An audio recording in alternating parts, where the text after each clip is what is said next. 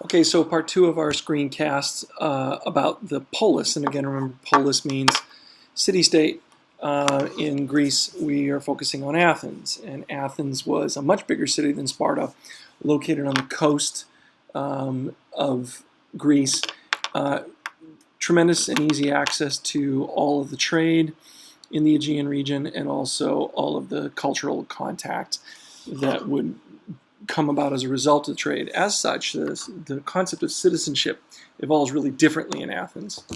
One of the things that we see is that Athens becomes what we would call a democracy, but it's not exactly what we experience as democracy now in our world. And the nature of that democracy changed over time, depending upon the particular circumstances at the moment in Athens. One of the other things we could say about Athens was that women were much less important than in Sparta. They did not have as much of a role to play, were not as expected to contribute as much, were not citizens. Many would say that it was better to be a woman in Sparta than in Athens. Now, to be sure and to be fair, in neither circumstance was it really necessarily a great experience to be a woman. You were definitely second class compared to men. Now, in Athens, because of the proximity to the coast, there was a large and growing middle class. And this is probably what contributes to the idea of democracy, because as people grow, as the middle class grows and people's economic stature increases, they demand a greater role in participation in government. One of the things we see in the American Revolution, which many of you have studied before in middle school, is that the American Revolution, some would say, succeeded, and democracy in America has succeeded because of the economic middle class. In other words, when you have economic mobility and you can participate in the economy, then you want to participate in the government as well. Having said that, the early days of Athens in the 7th and 6th century BCE, the assemblies that were used, the groups of people used to make decisions, to govern Athens, were called archons, and they were filled with the elite. So the membership of the Athenian assemblies, the democratic structures of Athens, were filled with elite people.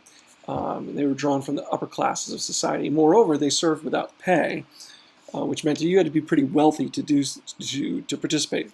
So democracy in Athens was not, at least initially, didn't really involve everybody in the way that we think of it.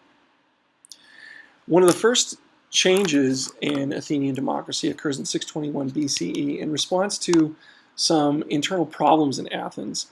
The elites invite a man named Draco to come to power and to really reform Athens so that to deal with these internal problems. From Draco, we get the term, we get the term draconian.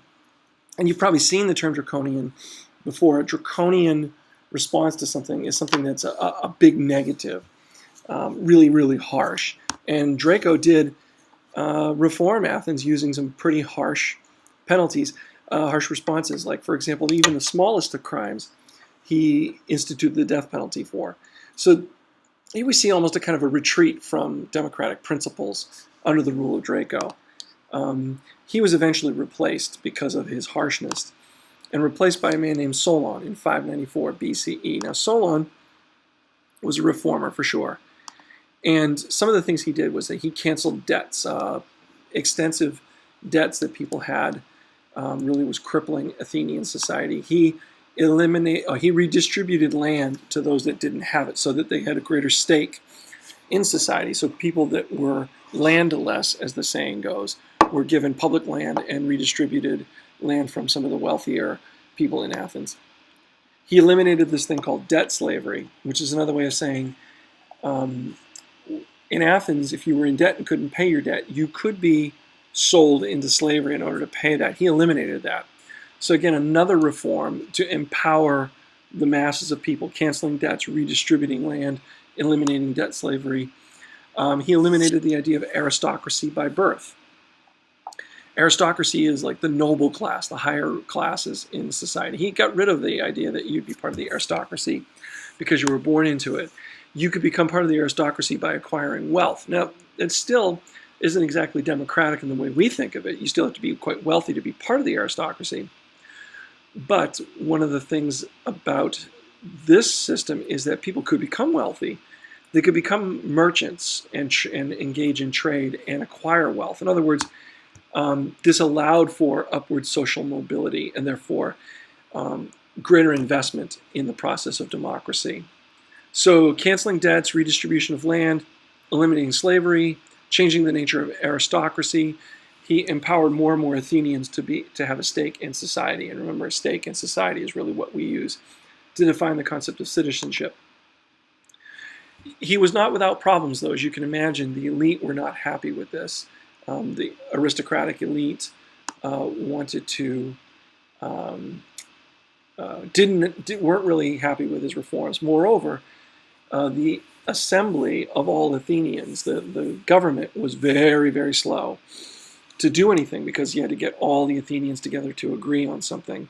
So he decided to institute something called the Council of 400, a smaller legislative body. This kind of removes the democratic process a little bit from the masses.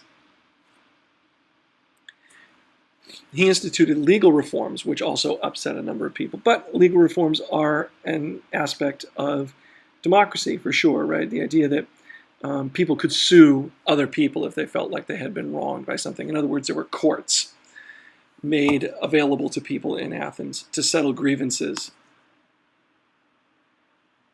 All of this angered the elite classes in Athens, and they, after Solon's death, turned to tyranny. In other words, they invited a tyrant in to try to govern Athens. A tyrant is somebody who answers to nobody.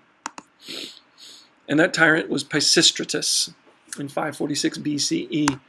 Pisistratus ruled as a tyrant, again, answerable to nobody. So democracy kind of falls away in Athens under the rule of Pisistratus. But Pisistratus wasn't all bad. He did expand job opportunities to the poor by hiring poor to do public works projects like build bridges and roads and things like that, irrigation canals.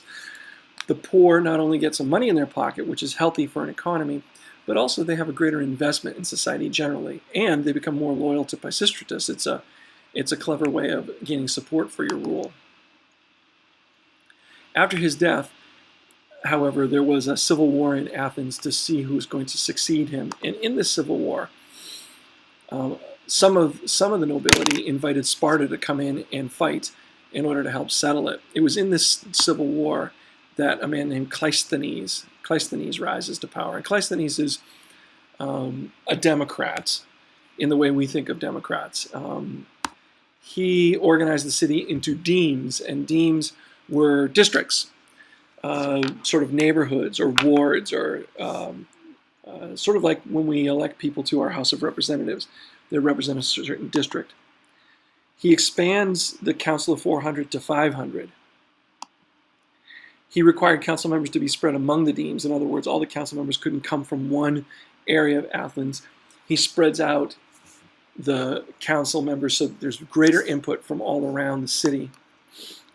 And increasingly, because of this spread out nature of the council members, you could not force political opinions on other Athenians. In other words, because the power gets spread out so much, the political process requires a greater degree of persuasion among the people in the council. In other words, you had to be a good public speaker, you had to have wisdom, you had to have knowledge.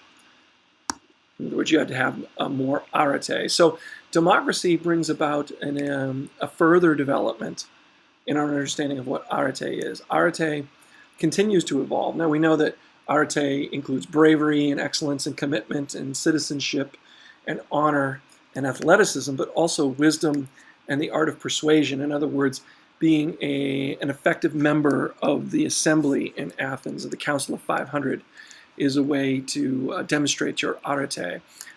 It also requires a good deal of arete in order to be effective.